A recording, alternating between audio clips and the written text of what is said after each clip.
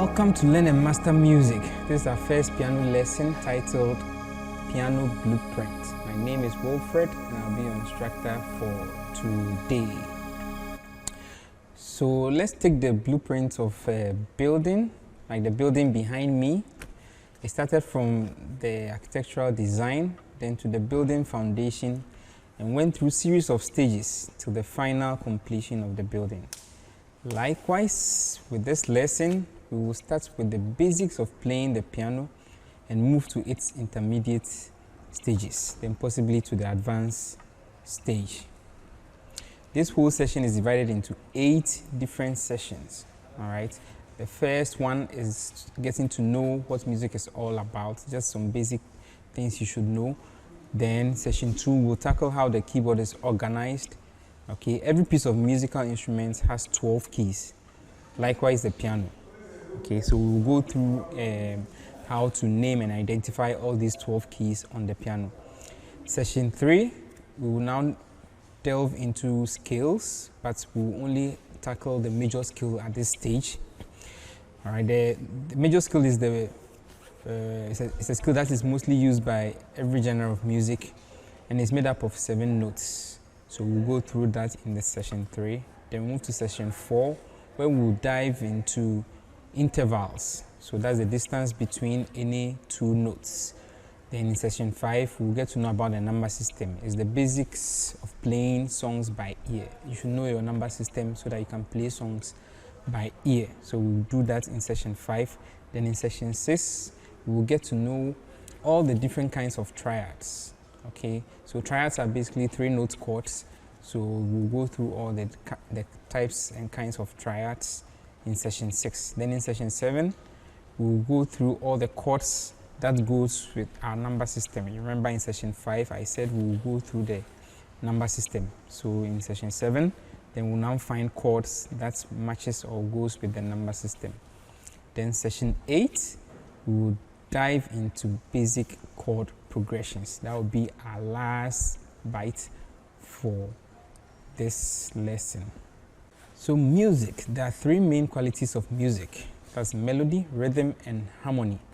Okay, melody is it's also like the tune or voice or line, and it's more like a sequence of single notes that is musically satisfying. So if you hear anything like pam pa da da da pam pam, that kind of thing is a melody, and it's musically satisfying. All right. So based on the melody, you can build up a whole song and all those things. So that's a melody. Then we talk about rhythm. So rhythm is the strong pattern of sounds. All right. That's beats or timing. Okay. So normally these are the things. When you hear anything like rhythm, that's when you'll be able to tap your toes or stamp your fingers or clap your hands or nod your head. All right. So it's rhythm that does all those things for you in the music. Then we have the harmony. So harmony it simply means 2 or more things joined together, just like the English word. All right. But in music, harmony occurs when 2 or more notes are played together at the same time. Okay. How the keyboard is organized. In order to play the piano, you need to familiarize yourself with the keyboard. Okay. So look at the keys and notice how the black keys are divided into groups of 2s and 3 groups of 3. All right, so we have 2, 3, 2, 3, 2, 3, 2, 3, and it follows like that. So it's a pattern on the keyboard. All right, and then if you memorize this and then you're able to capture how it looks like, it makes your play easy because you are able to identify the notes that you wish to play. Okay. Although there are many keys of the piano, or like you can see there are many keys seen on the piano, there are only 12 actual notes, and each of them repeat as you move up the keyboard. So even with the black keys, you can see that there are 2, 3, 2, 3, and it's the same thing repeating itself across the keyboard. So it means that this note, which is the first of the 2 black keys, is the same as this because it's also the first of the 2 black keys. It's the same key, but in terms of pitch, the pitch increases. Okay, that's the difference. But they still sum up to just 12 notes or 12 keys on the piano. So it is vital at this level to learn the notes on the keyboard. All right. Now let's begin with the white keys. So I always say that music is a language, and every language, if you want to learn any language at all, you need to start with the basics. That's learning the alphabets. It's the same with music. Before you can learn music in any form, you should know the alphabets of music. All right. And it begins from A. That's the normal alphabet. It begins from A and ends at G. So to identify the white keys, this is how we are going to go. We are just going to name all the white keys between A and G.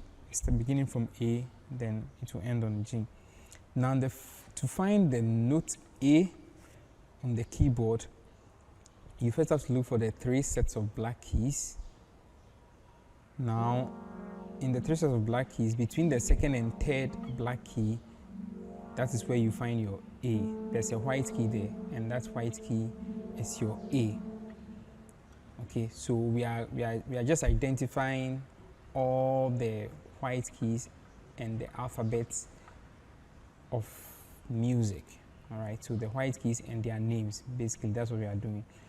So to find A, I said before that it begins from A and it ends at G. So to find A, you look for the 3 sets of black keys.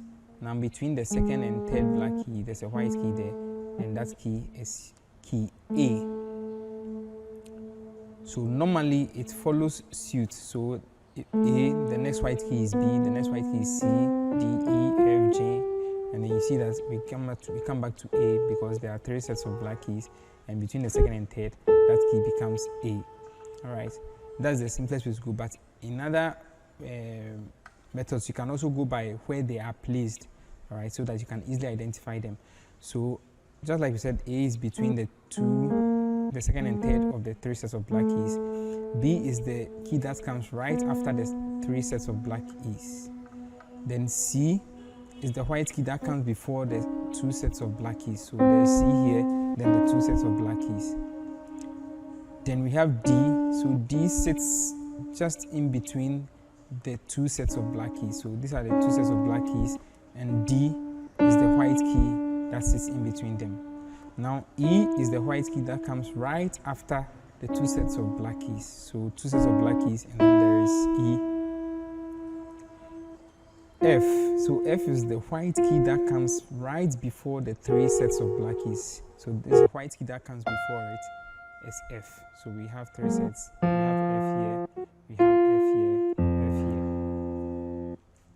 Now G is the key that comes between the first and second black keys of the 3 sets of black keys. So once you identify the 3 sets of black keys, the first and second black key, in between it, the white key that sits there is key G.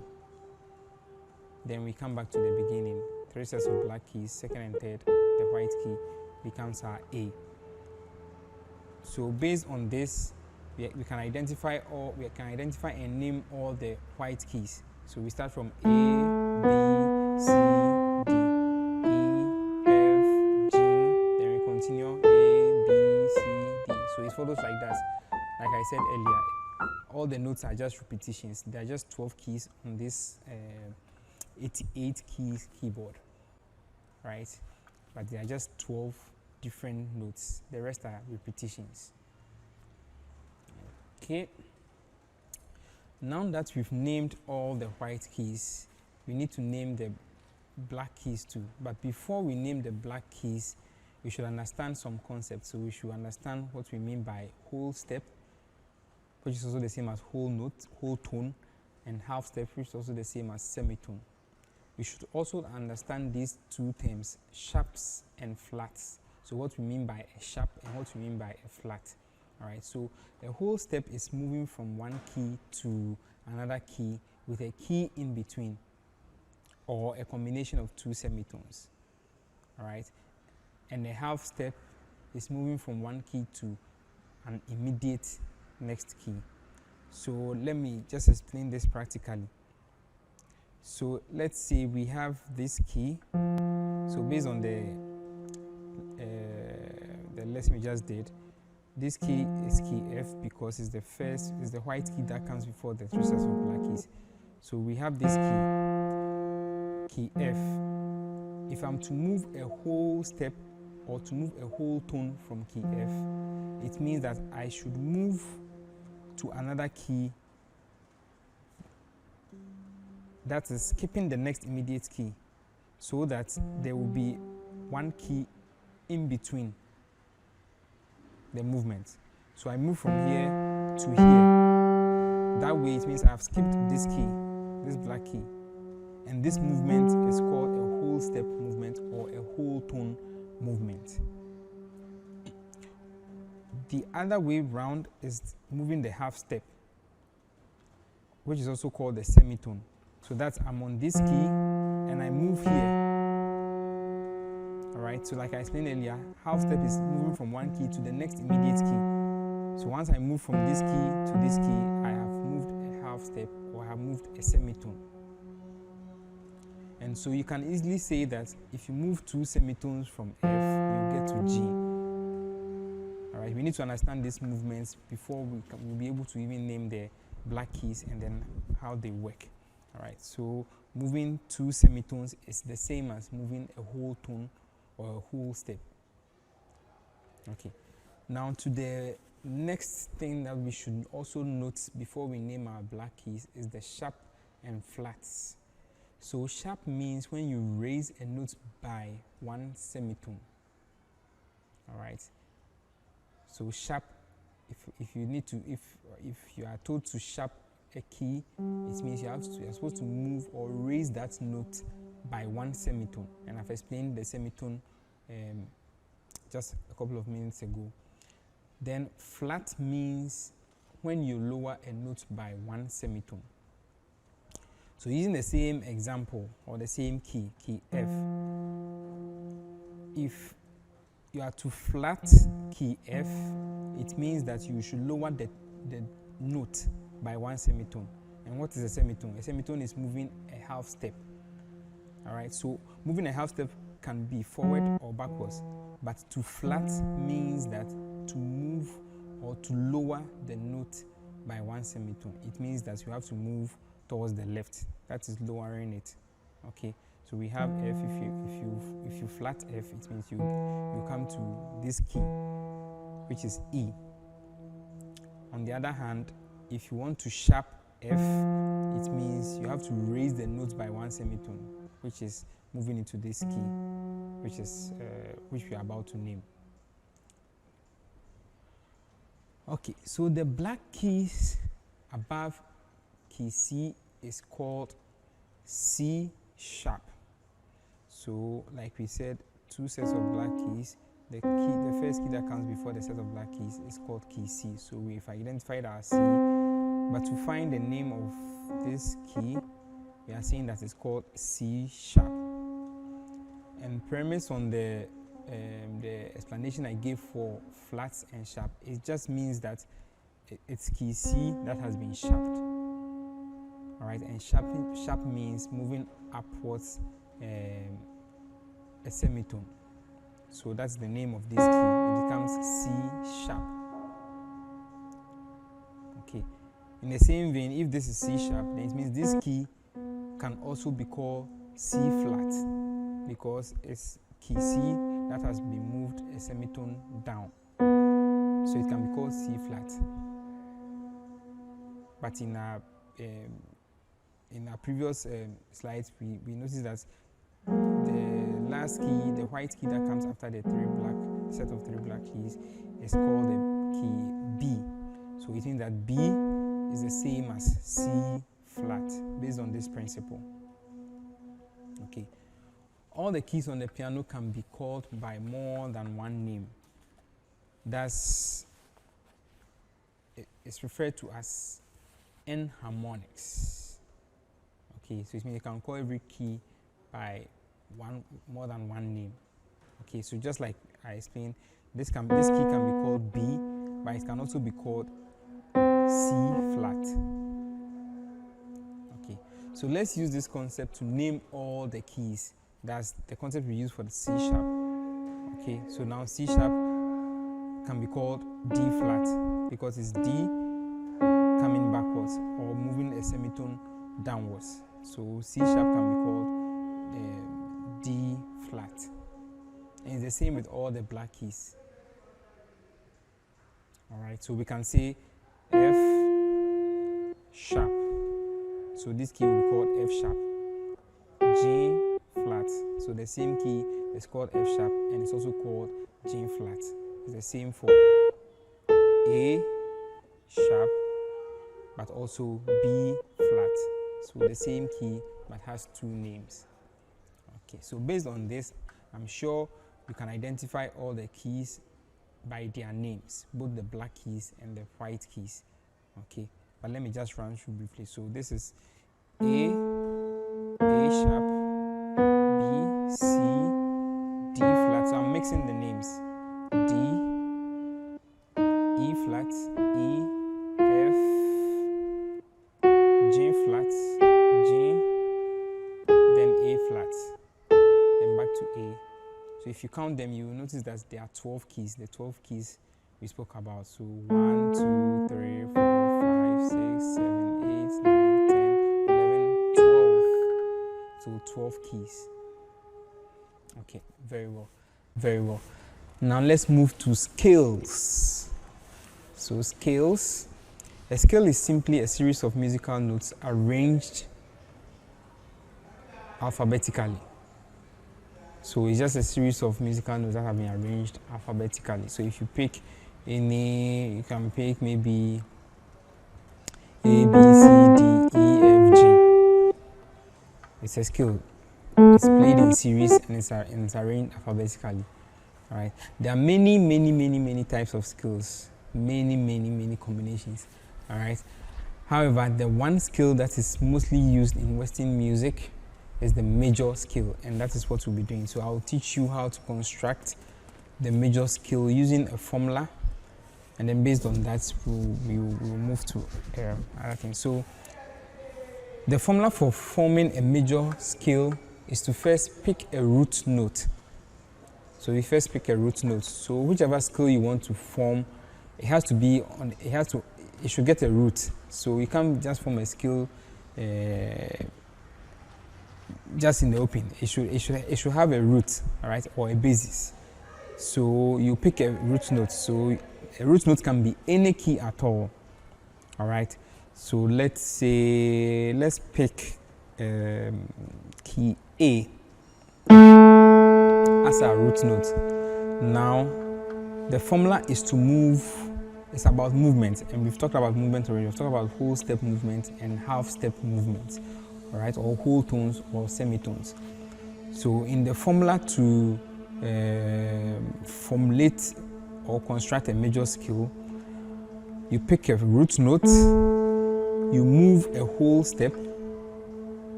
move another whole step, move half step, whole step, whole step again, whole step for the third time, and then half step. All right, so a major scale has seven different notes. 7 different notes.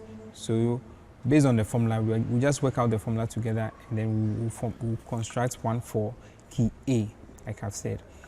So we have A. Based on the formula, we pick our root notes. So we pick our root notes, key A. Now you move a whole step.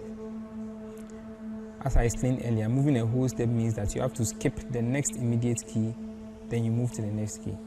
All right, or you make sure that in your movement there's one key in between the previous key or the previous note and the next note.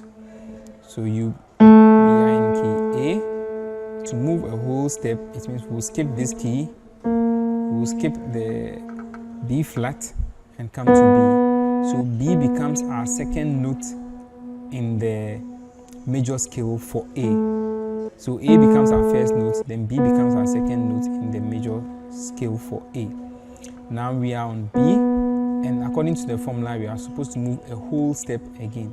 So moving a whole step from B means that we need to skip the next immediate key to the next key. So we skip C and we come to C sharp. So we have our three notes, our first three notes for the major scale. We have our root note, our second note based on the whole step movement, and third note based on the whole step movement. Now, to get our fourth note, according to the formula, we should move a half step. Moving a half step from C sharp will drop us down to D. So D becomes our fourth note in the major scale for key A. Now we are on the fourth note and we need to move to the fifth note. According to the formula, we move a whole step. A whole step from D will take us to E. That is our fifth note in the major scale for key A. Now from our fifth note, we need to move to our sixth note, and then according to the formula, we should move a whole step. A whole step from E will take us to F sharp. Now on F sharp, we need to move a whole step again to get to our next key, which is our seventh key in the major scale. A whole step from F sharp will take us to G sharp.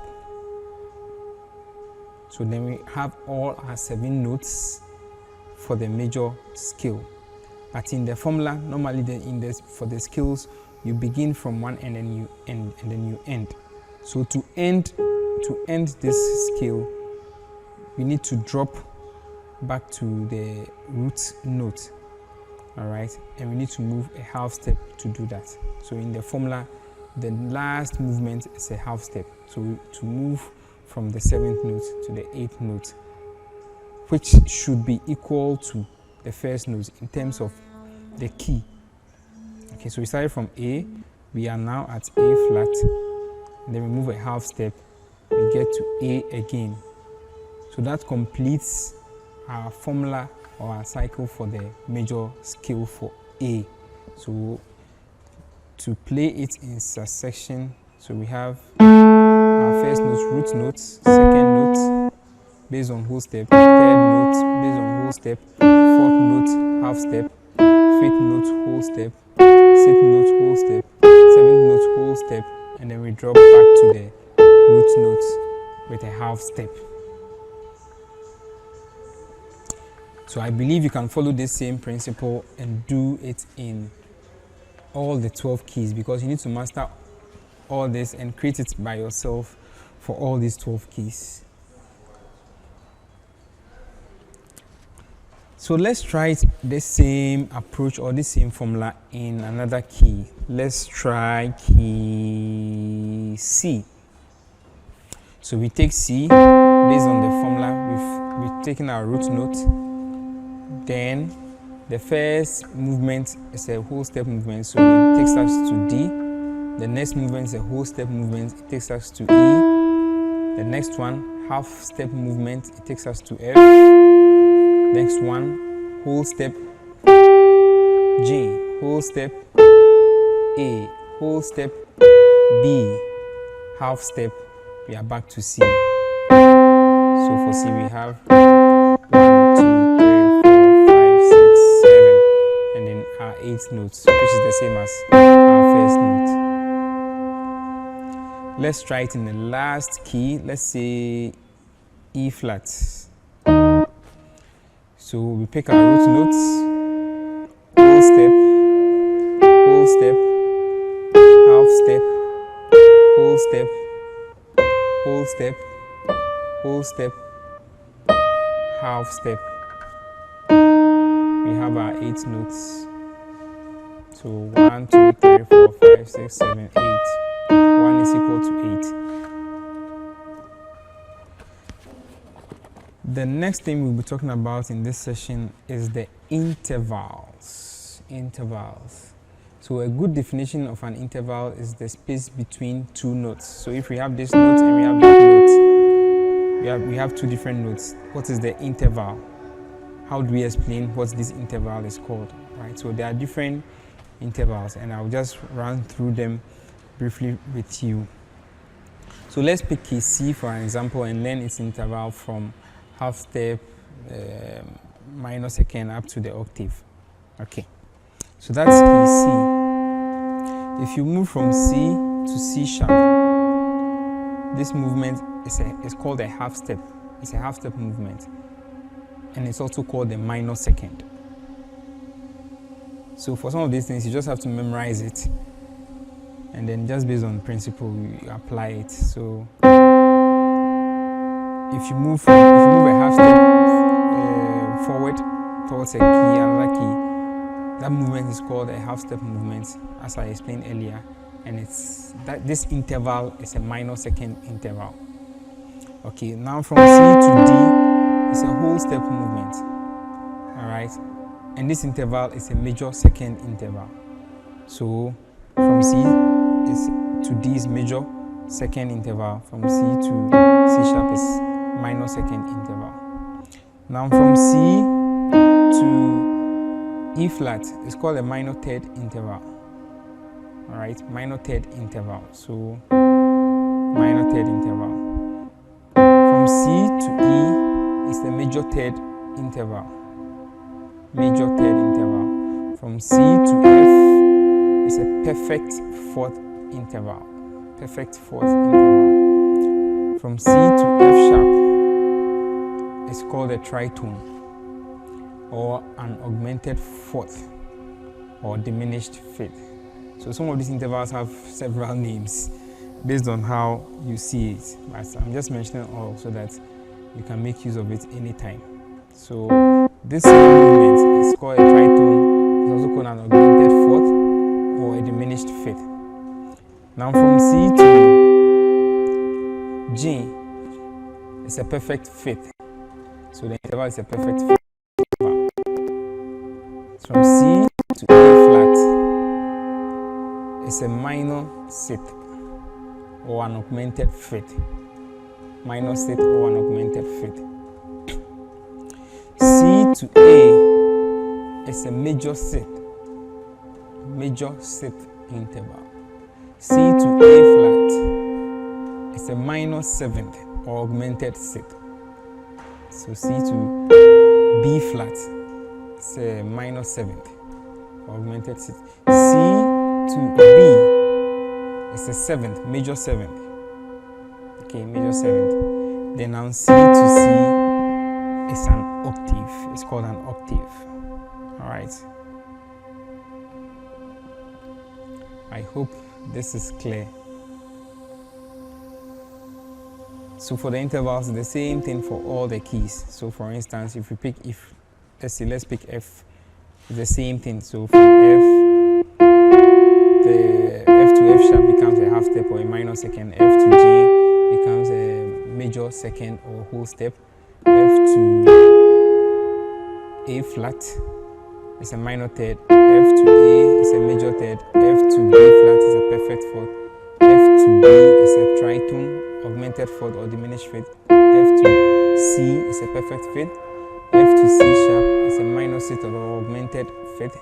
F to D is a major sixth. F to E flat is a minor seventh or augmented sixth. F to E is a major seventh. Then F to F, it's an octave. Now let's look at the number system. The number system.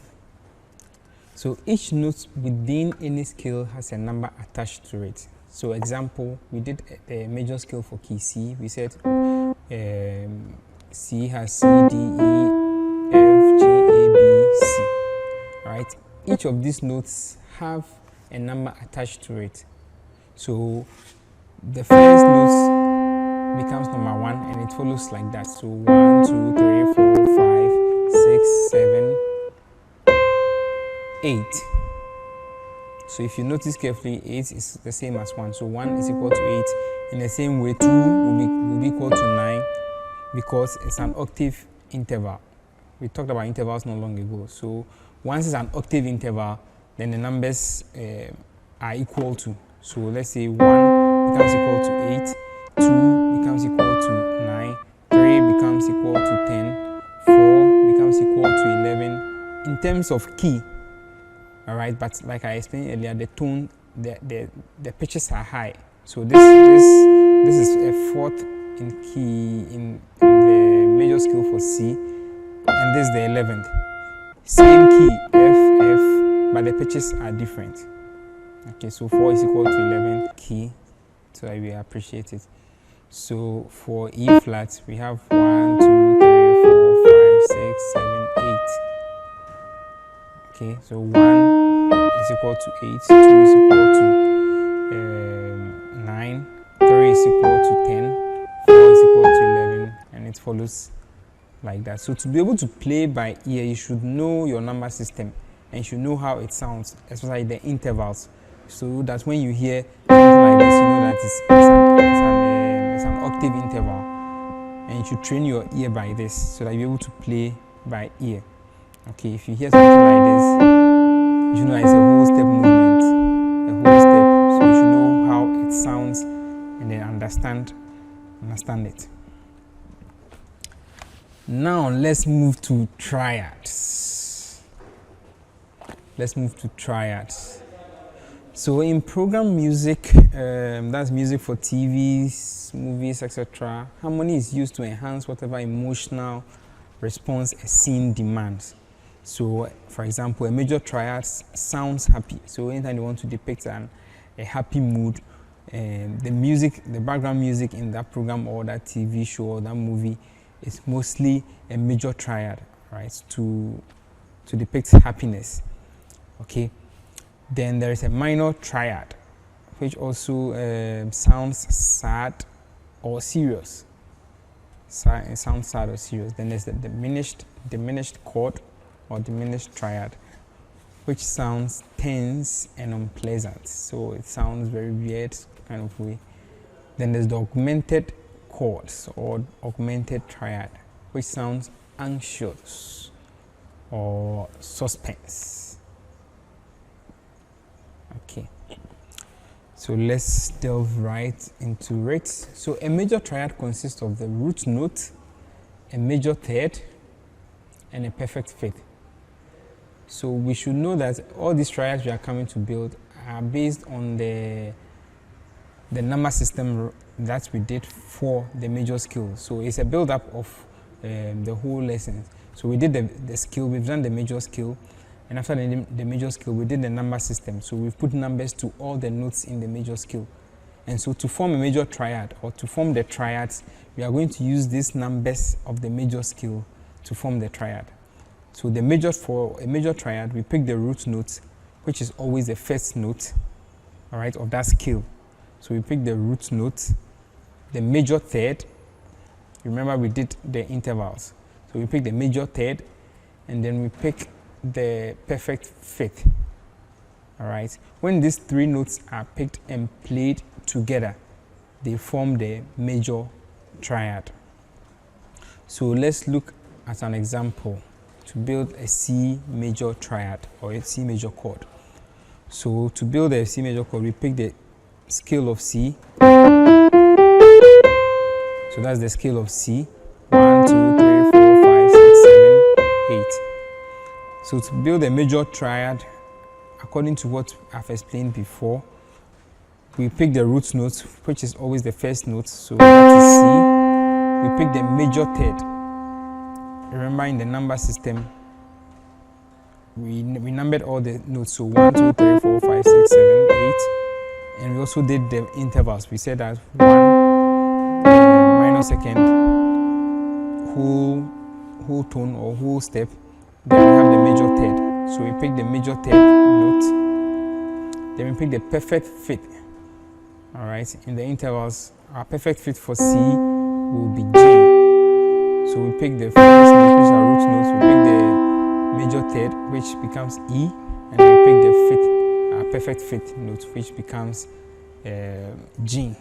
So we have C, E, G to be our major triad for the key of C. Okay. Now let's do a minor triad. Let's do a minor triad. In order not to confuse anyone, we'll still use the same key, so at least you get the concept, and then you can further on build up with other keys. So our minor triad, we are still using the key of C, and the scale of C, the major scale of C. So we pick our root notes, which is our first note. Now we pick our minor third note. Remember, in the major triad, we pick our major third note, which was this. But in the minor triad, we pick our minor third. If you remember our intervals, we pick our roots. Our minor third is E flat. So we pick E flat. Then our third note becomes our perfect fifth, which is G. So we have C, E flat, and G. This combination forms our minor triad for C.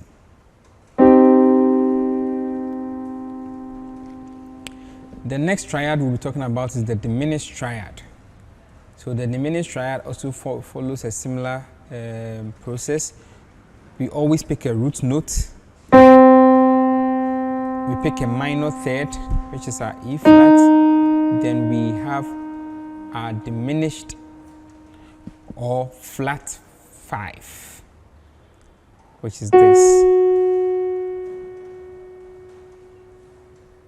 So we pick our root, minor third, and our flat 5. Remember, our flat 5 is also the tritone when we were talking about intervals. So root, minor third, flat 5, or tritone. So this becomes our diminished triad for C.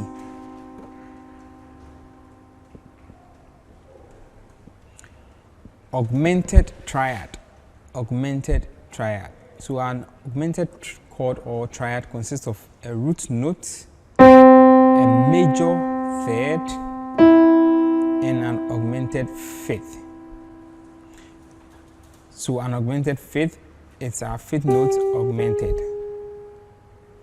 Okay. So for a C augmented triad, we have our C, we have our E, and then we have our A flat or G sharp. So this becomes C augmented triad. In another key, let's pick G, key G. So first of all, like I explained, we'll look for the major scale of key G. So 1, 2, 3, 4, 5, 6, 7, 8. So that's the major scale for key G. If you are not familiar with this, you can go back to our previous lessons on how to construct the major scale for keys. Then based on the formula that you see there, you can scale for key G so that I can progress on this stage. Okay, so now that we have our major scale for key G, the first one is to form a major triad. So we pick our root key, we pick our major third note based on the intervals that we learned earlier. Then we pick our perfect fifth note. So we have G, B, D. So this combination forms our G major triad. Now let's move to the minor triad. Same principle. Root note, now minor third, which is our B flat, then our perfect fifth, which is our D. So G, B flat, D. That becomes our minor triad. We move to our diminished triad. Root note, minor third, and then our tritone. So we have G, B flat, and C sharp to form our G diminished triad. Augmented triad. So we pick our root notes, we pick our major third, we look for our augmented fifth. So we have G, we have B, and E flat. So this becomes our G augmented triad. Now to our next session, we want to know the chords that goes with the number system.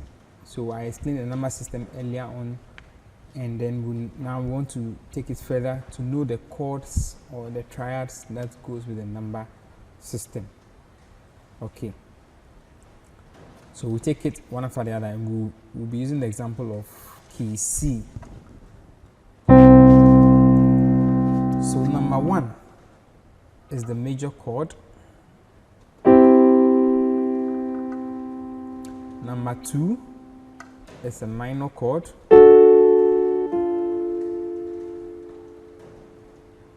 So I'm taking it again. Number 1 is the major chord. Number 2 is the minor chord.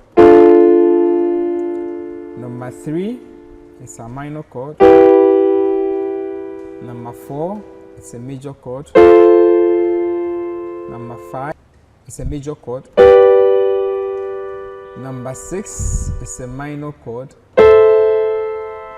Number 7, it's a half diminished chord. Then number 1, which is the same as number 8, is a major chord. So basically we did 1, 2, 3, 4, 5, 6, 7, 8. And we are just putting chords or triads to each number. So 1 major, 2 minor, 3 minor, 4 major, 5 major, 6 minor, 7 half diminished, then 8 or 1. It's a major chord. Basic chord progressions. This is the last session of our 8-session series. So chord progression is a series of chords played in a sequence. So let's look at our first chord progression for today. We are looking at the 2, 5, 1 chord progressions. Remember, we are picking these numbers from the number system that we attach with our chords. Alright, the ones we just did, putting the chord or a triad to every number. So it's the same principle we are using here, right? It's just a continuation. So we are looking at the 2, 5, 1 chord progression.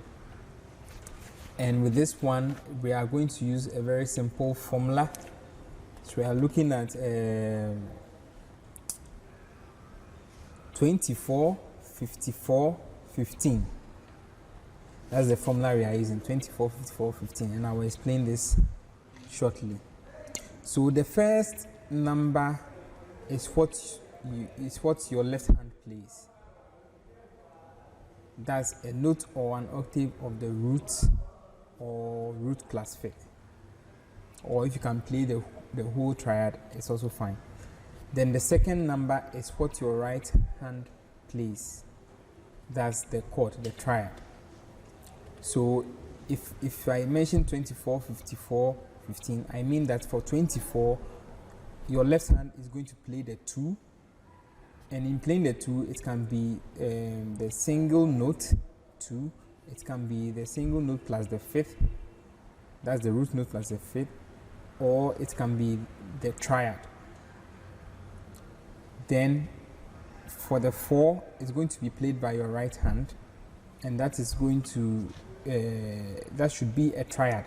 So your right hand will play a triad on the 4th, and your left hand will play either a single note, the root or plus 5 of the 2. Okay. So an example, let's take key C. So if I want to play 24 for key C, it means that my left hand is going to play the second note. Alright, the second note. And then if possible, I can add a fifth. Or better still, play the triad. So it's either playing the root plus the 8th, so this way, or playing with the 5th interval, or playing the full triad. Then my right hand plays 4. So he plays the 4 triad.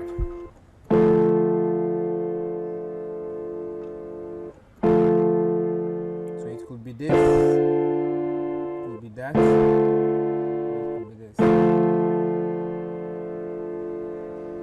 So this is the first chord you play in the 2-5-1 chord progression. So this is the 24. Then the next chord is 54. So your left hand plays the 5, as I explained earlier.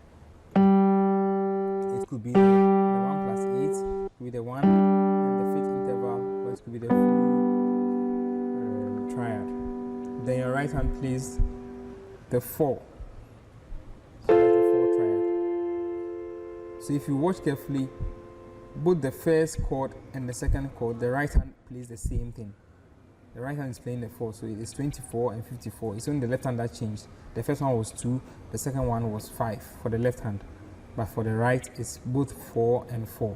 So you have something like this for the 2. You have this, this. Or you can play the full triad on the left.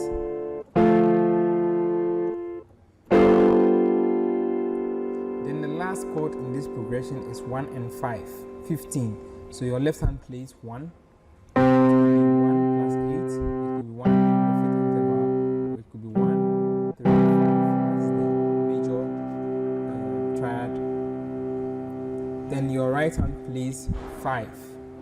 So it could be the 5 triad. So you have this. So this is a 2-5-1 progression. So your 2, your 5, and then your 1.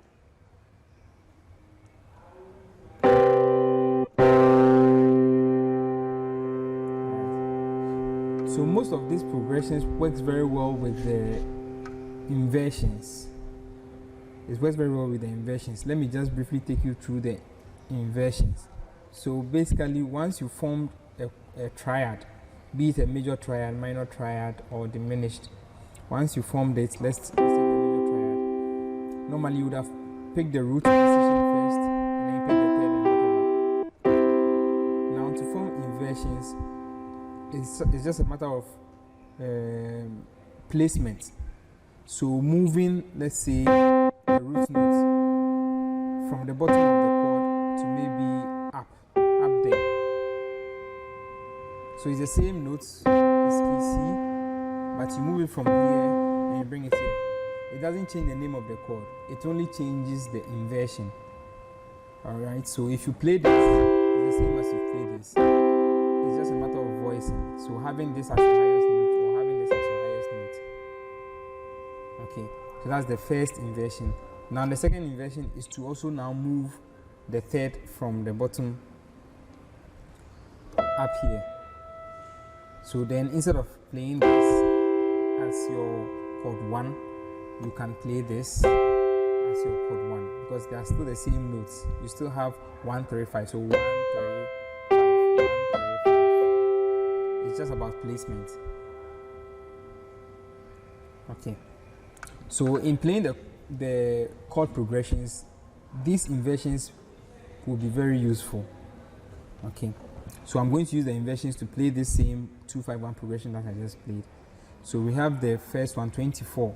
So I play 24. So this is my 2. I've added the 5. Let's flip to it. So this is my 2. Now this my 4. I didn't play the roots inversion. I changed it to the second inversion. It means that I rather have key C as my lowest note in the 4. Okay, so instead of playing this, I inverted it here and just moved the whole chord backwards. Okay, so I have this for my 24. Then I have this as my 54. So now I've come back to my root position for the 4 and then my 5. 1 and 5. So I have supporting it with the perfect fit, and I have my 5 here in the second inversion. So I have my in the first inversion. So instead of having this, instead of having the G as my first note, I have rather B as my first note for the 5. So I have this. So let's try it together again.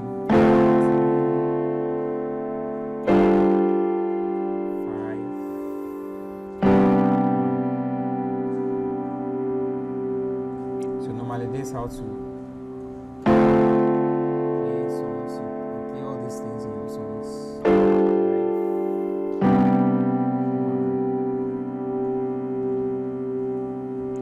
Let's try the same progression in another key. So we have our 2. I'm trying it in key F. So we have 1, 2, 3, 4, 5, 6, 7, 8. So 2.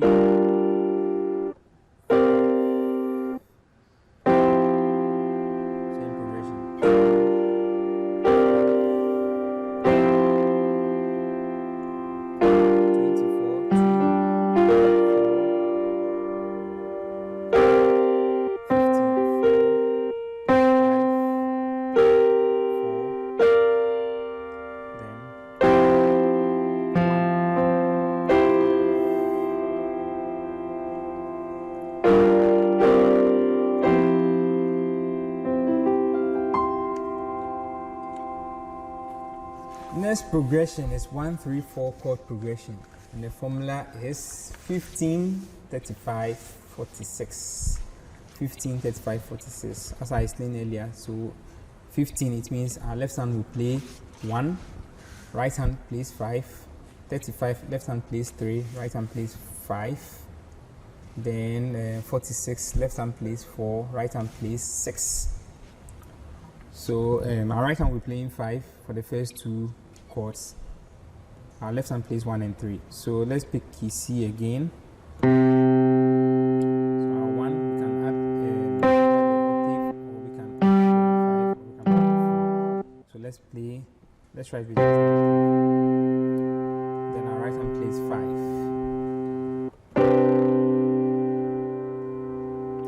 So this is the second inversion for 5.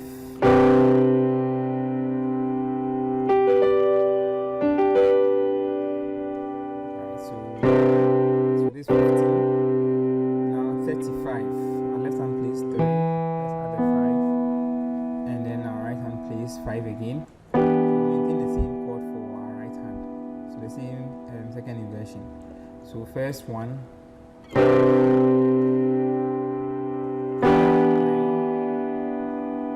and then 4.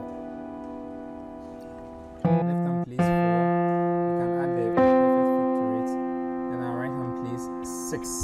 So normally this would have been our 6 from the root position, but we invert it and then play. We'll drop the last notes down, so we have this. So that makes that completes our progression. So we have 1 5, so that's our 1. Then 3, then 46.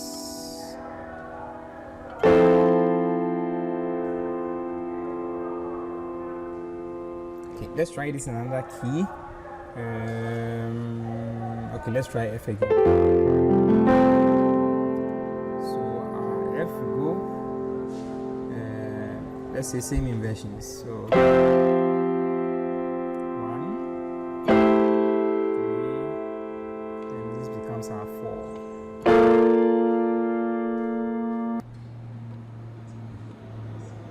Okay, the next progression is our 7-3-6 progression. So in our formula, we have 72, 35, 61. 72, 35, 61. So it means, let's just so 72, 35, 61. 7. That's our left. Then our right, we do the 2. So we are doing it in the root position for our right. 7 and 2. 3 and 5.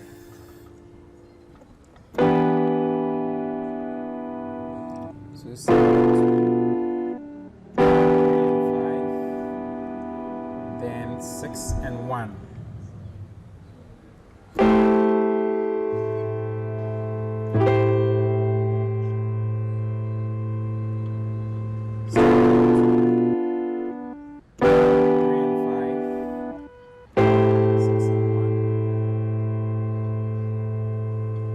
Simple and nice.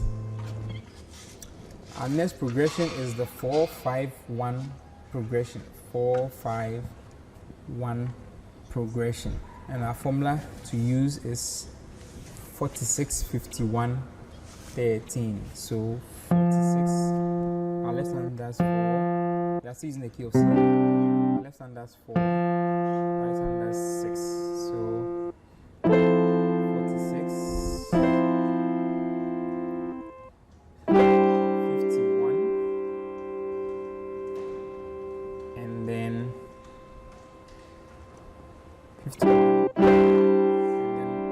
13, so 1 and 3, 1, so 46, 51, 5-1, and then okay, so let's try the same progression in another key. 46, 51, 13. Let's try key F. So 4, 6. So we do our 4, 6, 5 over 1, and 1 over 3. 6,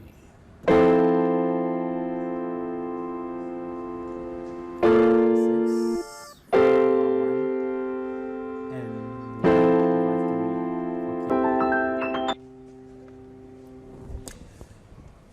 Okay, so the last progression we are looking at is the 6-7-1 chord progression. Normally this progression is used to end a song or to move to like a major triad. Okay, so this one has a little bit of melody attached to it. So we are moving from 6, 7 to 1. So our left hand will be doing the movement basically, and our right hand will be doing a little melody to make it more musical. Okay, so our left hand will be doing the 6 with an octave, the 7 with an octave, and 1 with an octave. And our right hand will be doing a little melody attached to it. So our right hand will be doing 1-7-6 backwards movement. So 1-7-6. For the first one, which is 6, which when the left hand is doing 6, so the right hand plays first, so 7, 6, 4, 3, 2, 4, 3, 2,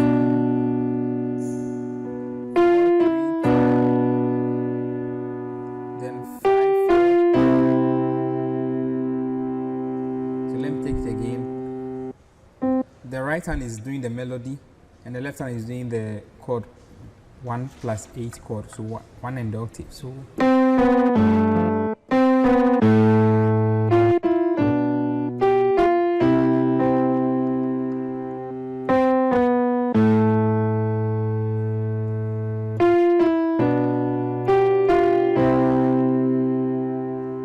let's try another key.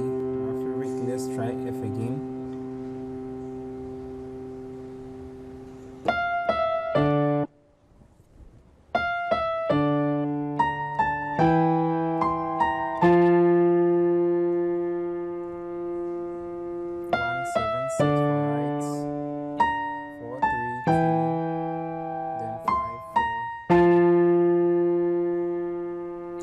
Simple progression used normally to end songs or to hit a major triad.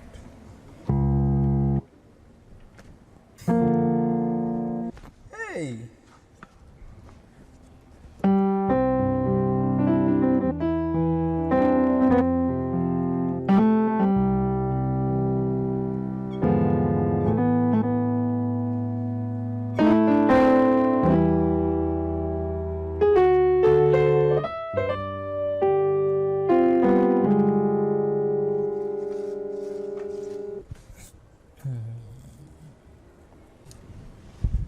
Okay, so let's try and apply these progressions in a few songs, and let's see how it's used.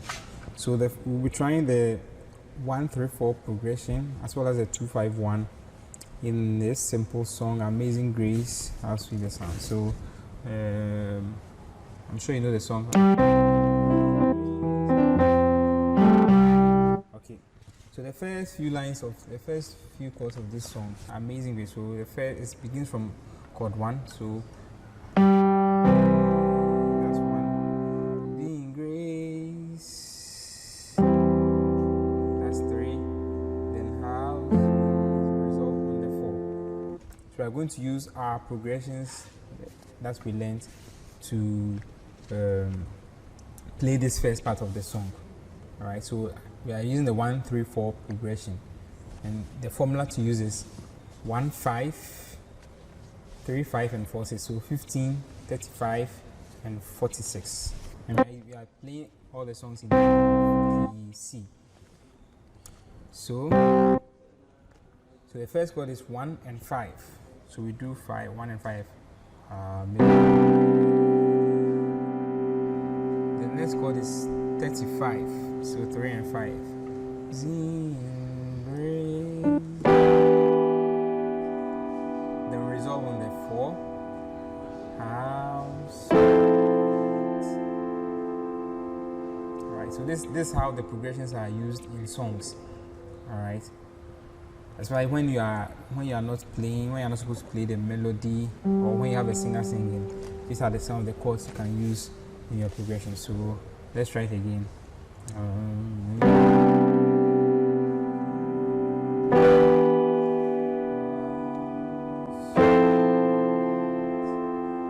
Very nice chords. Alright. Then let's try the 2-5-1 in the ending of the same song. So I was blind, now. So just that ending.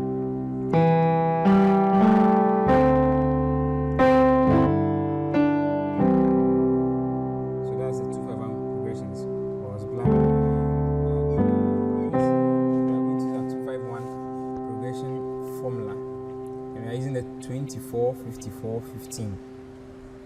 24, 54, then 15. So was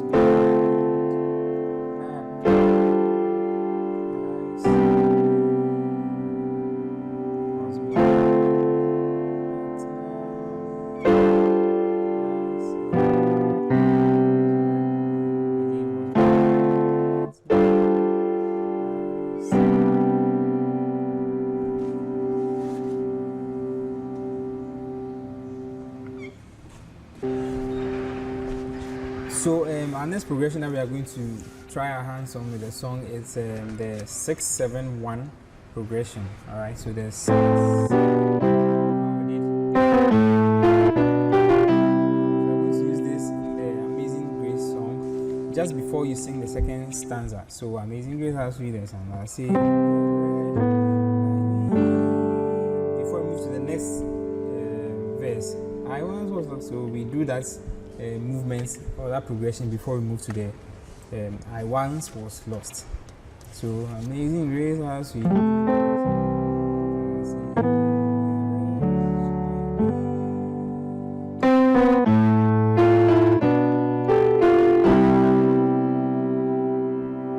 Okay, so that's it.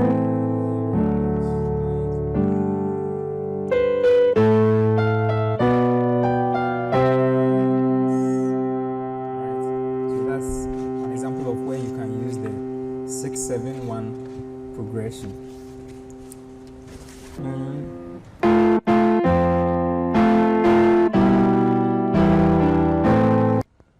Okay, the last progression that we'll be doing is the 7-3-6 progression, and the song we'll be using is At the Cross. So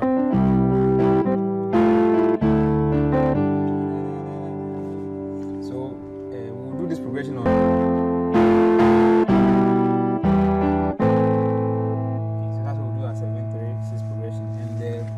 formula to use is 72, 35, 61. So 7, do 2, then 35, so 35, so then 6 and 1. So 8,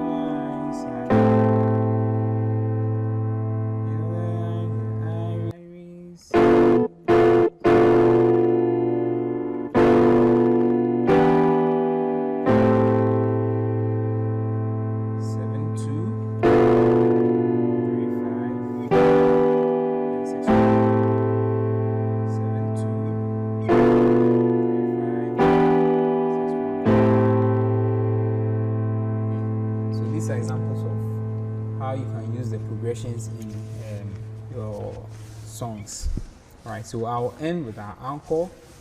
Continuous practice makes a man good at anything. Alright, so thank you for purchasing this lesson. Learn all the concepts by going through each key using the cycles of fifth, that's arrangement of the keys, a fourth higher from each key. So, for example, you learn the concept in C, you move to F, you move to B flat, you move to E flat, in that order. Alright, so that by the end of the day, you will have practiced the concepts in all the 12 keys. You can also follow us on our social media platforms at Learn and Master Music. Alright, thank you all. See you soon.